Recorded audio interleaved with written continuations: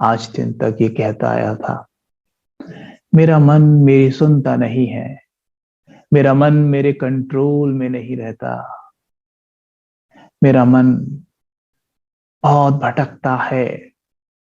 कहता था मेरा मन, लेकिन जब उसे मेरा कहता था तो स्वयं को क्या समझ के मैं मेरा कहता था? शरीर। चेक कर सकते हैं अभी इसी वक्त आप। हम ज्ञान में काफी समय से हैं, हमें अभी अभी ज्ञान मिला है या मिला नहीं है, हम चेक कर सकते हैं। अगर ये प्रैक्टिस हर क्षण ना की जाए, भले हम ज्ञान में कितने भी हो, पर ज्ञान हम में रह नहीं पाता, निकलता रहता है, क्योंकि वायुमंडल ऐसा है ना। तो चेक करें एक बार। हम जब कहते हैं मेरा मन, तो स्वयं को आत्मा समझ के कहते हैं मेरा मन, या स्वयं को शरीर समझ के कहते हैं मेरा मन?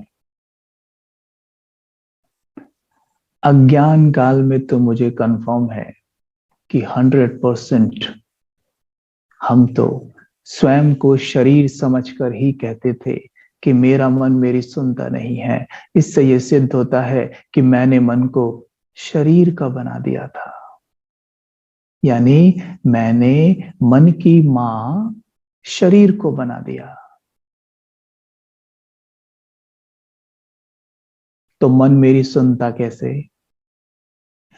मैंने रिलेशन जोड़ा यहां मन का शरीर से, और उसमें भी मन को पीछे रखा, शरीर को पहले रखा। यानी मेरे हिसाब से तन बड़ा है, मन छोटा है, जबकि स्पिरिचुअलिटी टीचेस अस के मन बड़ा है, तन छोटा है। मन ने तन का निर्माण किया है। जैसे आपके संकल्प होते हैं, वैसे आपका तन की रचना होती जाती है। आप बहुत नेगेटिव सोचिए, आपके चेहरा साफ दिखाई देगा कि नेगेटिविटी से भरा पड़ा है। बहुत दिनों तक नेगेटिव सोचिए, चेहरा ऐसे लगेगा इविल बन गया हो। बहुत डिवाइन थॉट्स क्रिएट करिए, चेहरे पे डिविनिटी झलकेगी। नए नक्श सब सेवा करेंगे, सबको शांति का दान देंगे। तो उस वक्त तो मैंने तन को बड़ा किया और मन को छोटा, तन को मालिक, मन को बच्चा, और खुद को तन समझ कह रहा हूं मन मेरी सुनता नहीं। तो मन सुनता कैसे? मन कहता तू होता कौन है मुझे चलाने वाला, मैंने ही तो तुझे बनाया है। तो इसलिए मन कभी कंट्रोल में रहा ही नहीं। लेकिन जब जाना कि मैं एक आत्मा हूं, ये पंच तत्वों की मिट्टी मैं नहीं हूं, मैं इसे चलाने वाली एक दिव्य शक्ति हूं जो मस्तक के मध्य बैठी होती है। जैसे ड्राइवर गाड़ी की ड्राइविंग सीट पर बैठकर गाड़ी को चलाता है, वैसे मैं आत्मा रूपी ड्राइवर इस शरीर रूपी गाड़ी को चला रही हूं। मैं इस शरीर की मालिक हूं, मैं एक आत्मा हूं। तब ये जाना, और जाना कि मन आत्मा के अंदर है, यानी मन की मां है आत्मा। सी पूरा रिश्ता ही बदल गया। मन के साथ रिश्ता सुंदर जुड़ा कि मैं एक आत्मा हूं, मैं एक शक्ति हूं, और मन की मां कहो, मालिक कहो, जो कहना चाहे कह सकते हो। मैं मन की मां हूं, मन मेरा बच्चा है, और मैं स्वयं एक शक्ति हूं। पर शरीर शक्ति नहीं है, शरीर तो मिट्टी है। शरीर मन को कंट्रोल कैसे कर सकता है? आत्मा मन को कंट्रोल कर सकती है नहीं, 100% करेगी। जिस वक्त मस्तक के मध्य स्वयं को देखते हुए कहेंगे ना, हे मेरे मन तो अब शांत हो जा, उसी क्षण अनुभव होगा मन शांत हो गया है। हे मेरे मन, तुम सर्व शक्तियों से भरपूर हो, तुम प्रेम से भरे हुए हो,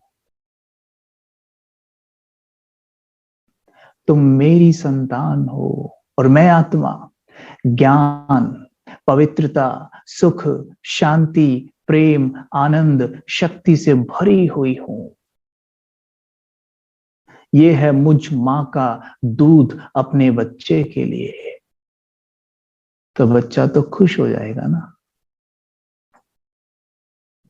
बच्चे को खिलौने चाहिए, लेकिन खिलौनों से पहले चाहिए दूध, मिल्क।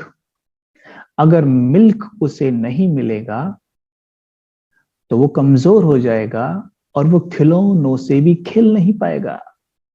हमने उसकी मां बदल दी, हमने तन को उसकी मां बना दिया,